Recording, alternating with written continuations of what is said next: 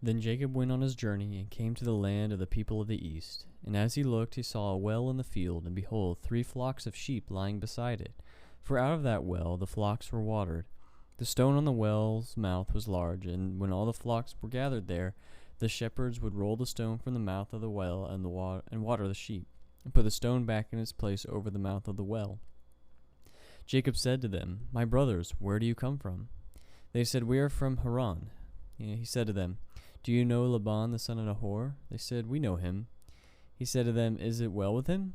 They said, "It is well. And see, Rachel his daughter is coming with the sheep." He said, "Behold, it is still high day. It is not time for the livestock to be gathered together. Water the sheep and go, pasture them."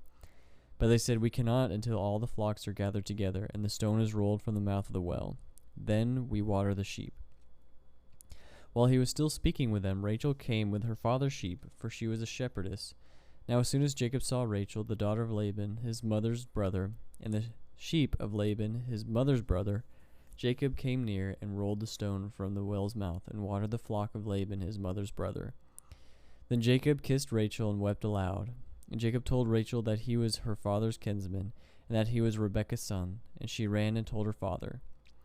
As soon as Laban heard the news about Jacob, his sister's son, he ran to meet him, and embraced him and kissed him, and brought him to his house. Jacob told Laban all these things, and Laban said to him, "Surely you are my bone and my flesh," and he stayed with him a month.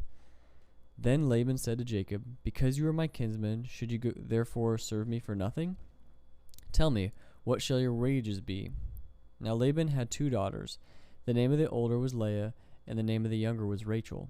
Leah's eyes were weak, but Rachel was beautiful in form and appearance. Jacob loved Rachel, and he said, "I will serve you 7 years for your younger daughter, Rachel." Laban said, "It is better that I give her to you than that I give her to any other man. Stay with me." So Jacob served 7 years for Rachel, and they seemed to him but a few days because of the love he had for her. Then Jacob said to Laban, "Give me my wife, that I may go into her, for my time is completed." So Laban gathered together all the people of the place and made a feast. But in the evening he took his daughter Leah and brought her to Jacob, and he went into her. Laban gave his female servant Zilpah to his daughter Leah to be her servant. And in the morning, behold, it was Leah. And Jacob said to Laban, "What is this that you have done to me? Did I not serve with you for Rachel? Why have you deceived me?" Laban said, "It is not so done in our country to give the younger before the firstborn. Complete the week of this one, and we will give you the other also in return for serving me another 7 years." Jacob did so and completed her week. Then Laban gave him his daughter Rachel to be his wife. Laban gave his female servant Bilhah to his daughter Rachel to be her servant. So Jacob went into Rachel also, and he loved Rachel more than Leah, and served Laban for another 7 years. When the Lord saw that Leah was hated, he opened her womb, but Rachel was barren.